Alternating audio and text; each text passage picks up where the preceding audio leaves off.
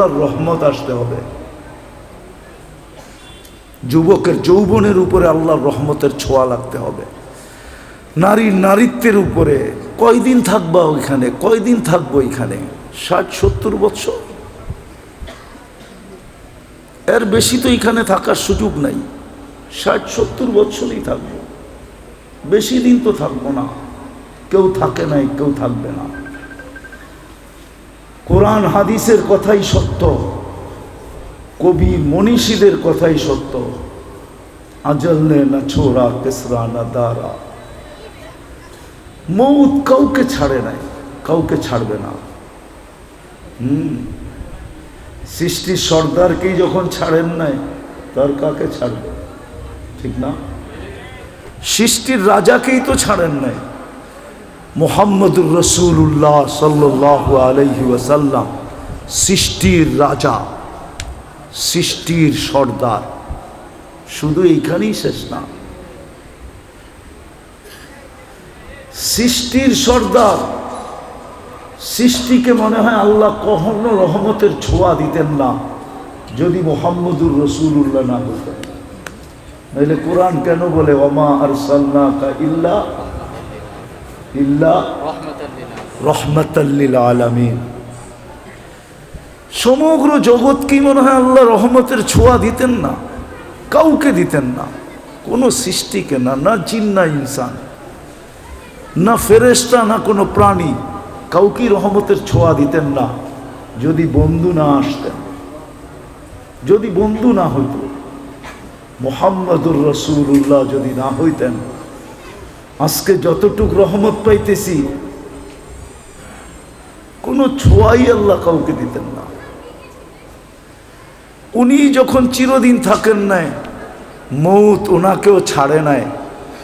জিজ্ঞাসা করছিলেন উনি মালাকুল মৌতকে, অনুমতি দিলে আমাকেও নিয়ে যাবেন? তো বলছে হ্যাঁ, অনুমতি দিলে আপনাকেও নিয়ে যাব। সবাইকে তো অনুমতি ছাড়াই নিয়ে যাই, শুধু আপনি একক ব্যক্তি যার ব্যাপারে আল্লাহ বলে দিছে অনুমতি ছাড়া ঢুকবেও না, আনবেও না। মনে হয় বোঝেন নাই?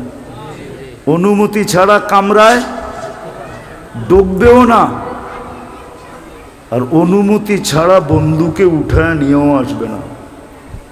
অনুমতি দিলে তারপরে ঢুকবে, তারপরে আনবে। তো বলছে আপনি একক ব্যক্তি, আল্লাহ বলে দিছে অনুমতি ছাড়া ঢোকা নিষেধ, অনুমতি ব্যতীত বুকে হাত রাখা নিষেধ। অনুমতি দিলে আপনাকেও নিয়ে যাব। এই জন্যই মনে হয় কবি লেখছেন লাউ কানাতিদ দুনিয়া মুখাল্লাদা, দুনিয়া যদি চিরদিন কারো জন্য হতো মা মাতা মুহাম্মাদা। তাহলে কোরআন হাদিস পর্যালোচনা করলে দেখা যায় যে মুহাম্মদুর রাসূলুল্লাহ দুনিয়ার থেকে যাওয়ার ব্যক্তিত্ব ছিলেন না। উনিও যখন চলে গেছে আর কতদিন থাকবো আমরা? কিন্তু নিজেকে ফুটায় যেতে হবে। যুবক ভালো মতে বোঝো। এই জন্যই মনে হয় আল্লাহ সতর্ক করছেন লা ইয়াক্তাররুকা শাবাবুকা, যৌবনের তরঙ্গ যেন তোমাকে বিমুখ না করে, দিক হারা না করে, তোমাকে মাতাল না করে, উদাসীন না বানায়, পাগল না বানায় দেয়।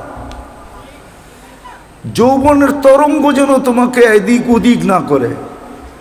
কাম মিন শাব সাবাকাকা ইলাল মাউত, আমরা নারাজ হয়ে গেলে কিন্তু যৌবন সহ উঠে নিয়ে আসবো। হায় হায় হায়, যৌবন সহ কবরের কোলে ঢুকায় দিব। আর হাজারো ঢুকায় দিছেন। আজকের দুনিয়ায়, আজকের দিনে খুঁজলেও পাওয়া যাবে সারা দুনিয়ায় কয়েক লক্ষ মানুষ মারা গেছে, তার ভিতরে পাওয়া যাবে যুবকের সংখ্যাই বেশি।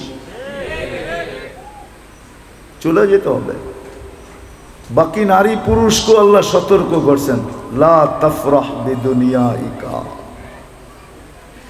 দুনিয়ার উন্নতি তোমাদেরকে যেন বিমুখ না করে। ফাইন্নাকা গায়রা মুখাল্লাদ, তুমি চিরঞ্জীব না, চিরঞ্জীব না,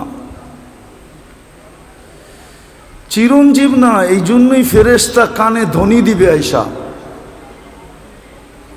জাল আল ইশতেগাল বাকিয়াল ওয়াবাল, মারা যাওয়ার সাথে সাথে কানে ধ্বনি দিবে জাল আল ইশতেগাল, ইনকাতাতিল আজাল ওয়ানকাতাতিল আমাল, তোমার বয়স শেষ, আশা শেষ।